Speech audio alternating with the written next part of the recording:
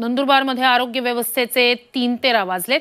बांबूच्या झोळीतून आदिवासी महिलेला प्रसूतीसाठी नेताना वाटेतच तिची प्रसूती झालेली आहे। गावाकडे जायला रस्ताच नाहीये, त्यामुळे झोळीतून नेण्याची वेळ गावकऱ्यांवर आली। धडगावच्या तेलखेडीच्या कुंडापाड्यातील ही घटना आहे। वेळेवर दवाखान्यापर्यंत पोहोचता न आल्यानं रस्त्यातच या महिलेची प्रसूती झाली। अलका पावरा असं या महिलेचं नाव आहे। नंदुरबारमध्ये सध्या शासकीय रुग्णालयात नवजात बालकांसह तिच्यावरही उपचार सुरू आहेत। अधिकची माहिती आपले प्रतिनिधी प्रशांत परदेशी यांच्याकडून घेऊया। प्रशांत, अतिशय धक्कादायक असा हा सगळा प्रकार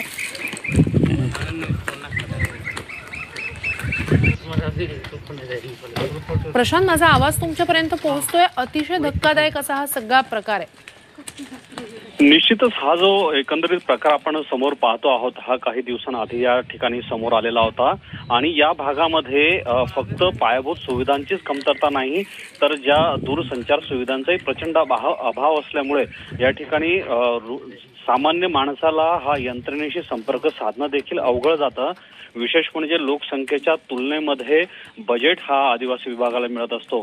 या ठिकाणी मोठमोठाले आरोग्य विभागाने इमारती उभ्या केलेल्या आहेत, मात्र त्या इमारतींचा त्या सुविधांचा आदिवासींना उपयोग होत नाही हेच यावरनं सिद्ध होतं।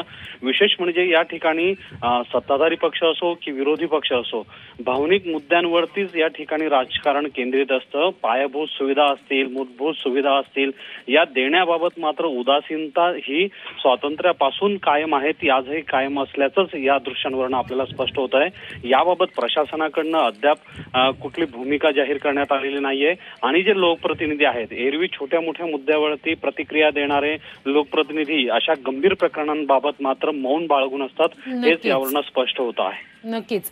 तुर्तास धन्यवाद प्रशांत, तुम्ही दिलेल्या संपूर्ण माहितीसाठी।